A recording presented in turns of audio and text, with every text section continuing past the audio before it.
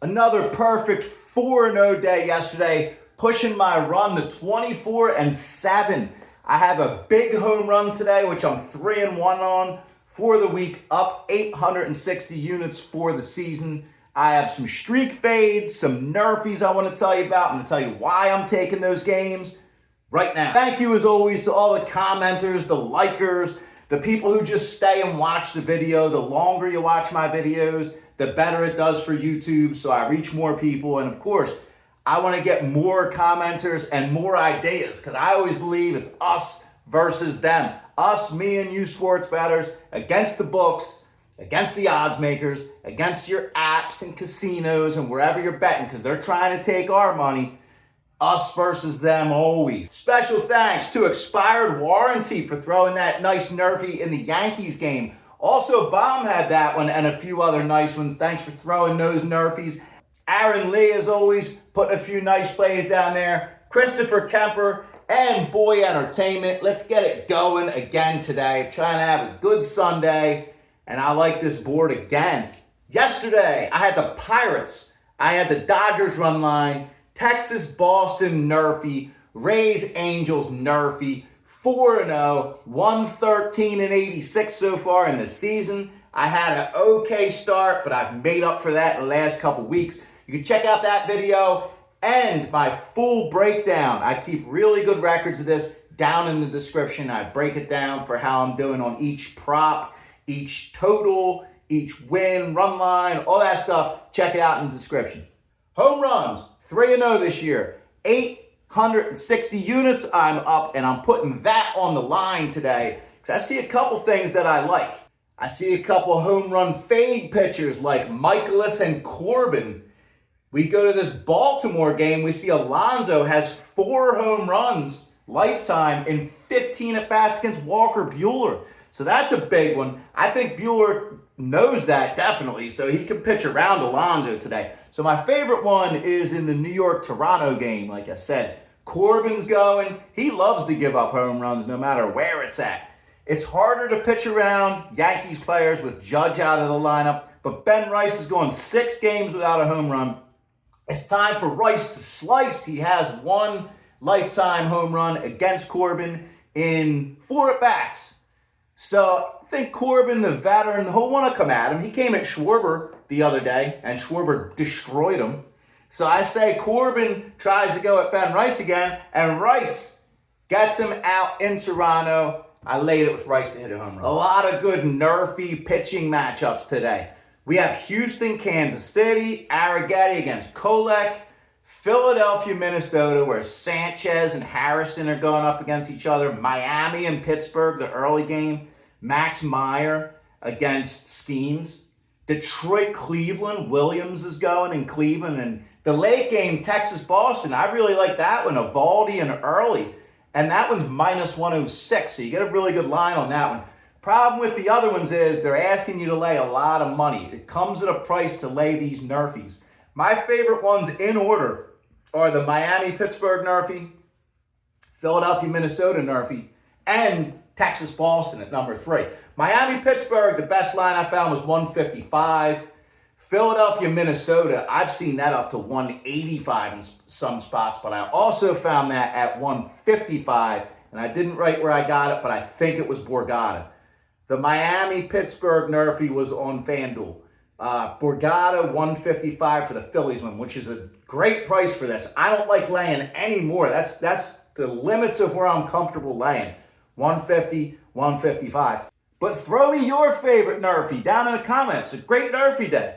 Let me know if you're taking any. Bomb, like to hear from you. I know you always love the NRFIs. And let's get those. I already mentioned the American League Central matchup, Detroit and Cleveland. Williams is going for Cleveland. And first, these are my streak fades, by the way. I love going against streaks because streaks don't last forever. So I like to look for spots to go against streaks, where they're coming. Some people like to bet in the streaks. I like to bet against streaks. Cleveland, this jumped out to me right away because it's the biggest streak of the day. They failed to cover 10 run lines in a row as favorites. However, they also have 6 wins in a row against the Tigers. So they kind of cancel each other out. Moving on, Tampa Bay at the Angels, the late game. Angels have a 4-game winning streak. They're going for the home sweep here. They have 10 run line covers as favorites against the American League.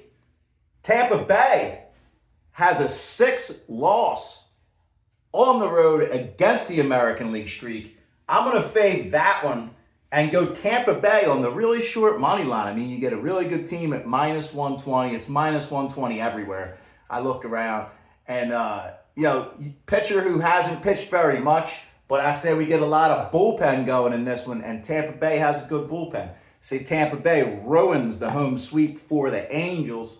Then there's a lot of high totals today. I'm taking 3 unders. I'm going to tell you why those lines are inflated. Seattle at Washington. Miles Michaelis, like I said, perfect home run fade pitcher. His ERA is up in the 8s this year. He's just been getting destroyed. He's had much better years in his career. Hancock's having a really nice career. But this total is inflated all the way up to 10. Washington has 4 overs in a row. Seattle has 7 overs in a row. And they all contribute to the reasons. It's not just Michaelis. I'm going under 10 in that one. San Diego at Baltimore. Similar reasons. Baltimore's gone over 9 in a row. There was a push in there. But they've gone over 9 in a row. 6 in a row overs for San Diego. Walker Buehler has actually looked good lately. He usually has a high ERA, but we saw him against the Phillies. He really dominated the Phillies. Rogers going for Baltimore. Another inflated total. I'm going under 10 in this one. And then St. Louis at Minnesota. Taj Bradley, his ERA is up from where it usually is this year. McGreevy's going for St. Louis, who's had flashes this year. But this is another inflated total. Minnesota's going over 6 in a row. I'm going under 9 in that one. So 3 unders. I'm under in the Seattle-Washington game, under in the San Diego-Baltimore game, under in the St. Louis-Minnesota game. I'm taking Tampa Bay on the short money line and Ben Rice to jack one out of Toronto. We haven't heard from Milo in a while, so let's check out what Milo's thinking. Milo! Milo, just Milo. How you feeling today, buddy? Good. The Phillies won 9-8 yesterday, and I didn't like to see Mizorowski pitch good against us the night before, but it feels good to get a win and hopefully get the series win today. It's Sanchez versus Kyle Harrison. Kyle Harrison, he's second in line in Milwaukee, right below Miz. He's been having a good season too. So it's a good pitching matchup. Yeah.